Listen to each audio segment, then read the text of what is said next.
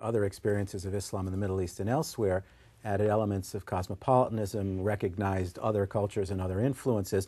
Right. But there has been this tension nonetheless between the purists on the one hand, Yes. and the more open views on the other hand. Yes. How do you assess the balance between those currents, not associating them particularly with Right. particular groups today, but how do you assess the balance between those forces in modern Islamic societies? I think that as a rule of thumb, the thrust of Islamic history, 1400 years, when Muslims did not feel threatened, the cosmopolitan version, if you like, or nature of Islam was predominant.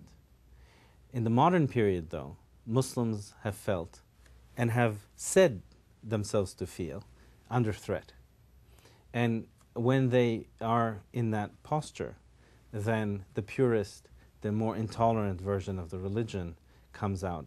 And this happens to also correspond, this feeling of being beleaguered and under threat happens to correspond just serendipitously to the fact that the richest part of the Muslim world today happens to be the Gulf and Saudi Arabia in particular.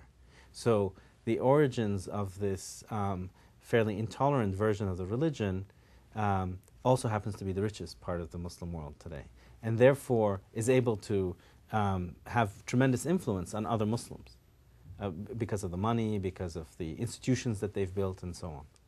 One of the things that's so interesting in looking at your work and the work of other scholars on these issues is there is this extraordinarily vital ongoing debate within the Muslim world, conducted in Arabic and other Muslim languages, which in a pre-9/11 world I don't think we were paying much attention to as a society. Now, of course, we're trying to pay attention to it, but I'm not sure that we have the context or the means of really grasping it. But nonetheless, I think it's important to emphasize the fact of this vitality, that this is an ongoing, exploration of some kind. And I wondered if you could characterize it in some way in terms of the means it uses to explore these ideas, the influences and how they flow back and forth across these societies, including into Western societies, which now have significant Muslim populations. Right. I mean, it is absolutely true that there is a debate amongst Muslims, and not just amongst Muslims in the world, but actually amongst the Wahhabis themselves. Within Saudi Arabia, you have a debate as to the nature of the religion, and recently the Saudis decided that some 40,000 of their preachers and religious teachers were going to be re-educated, so that a different version of Wahhabism would be taught to them, one presumably that would be much more tolerant and that would excise the bits that even the state itself finds to be unacceptable today. So this debate is ongoing, and it's made that much more intense by the fact that Muslims, at least the intellectuals and the middle classes, are plugged into the internet. So the internet has broken down the monopoly on information that most states in the Middle East and the Arab world in particular have had historically on the flow of information, the exchange of ideas, and so on.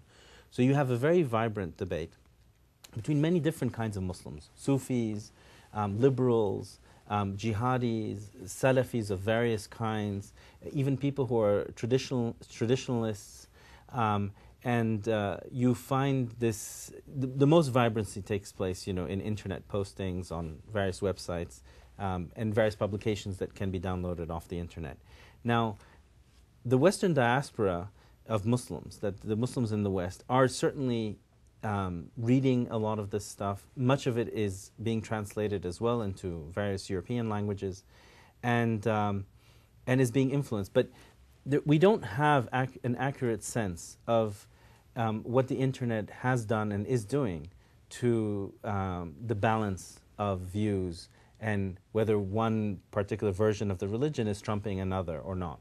So it is a period of great flux, and one in which I think increasingly as a result of 9/11, because Arab states have decided that this version that Al-Qaeda adheres to is unacceptable.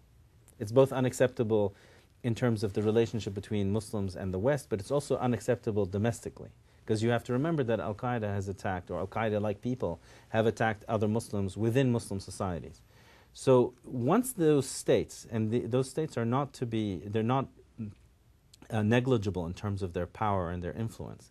Once these states mobilize themselves forcefully against this ideology, as I think many, if not all, have done, then you will see a decline in Al-Qaeda's influence, as we see, for instance, in Saudi Arabia, where where Al-Qaeda has been crushed militarily and to some extent ideologically, but also the fact that the price of oil is at 115, 120 a barrel today means that the state has huge means at its disposal to deflect people's attentions, to promote other versions of Islam, but also get people interested in economic issues rather than theological and legal issues.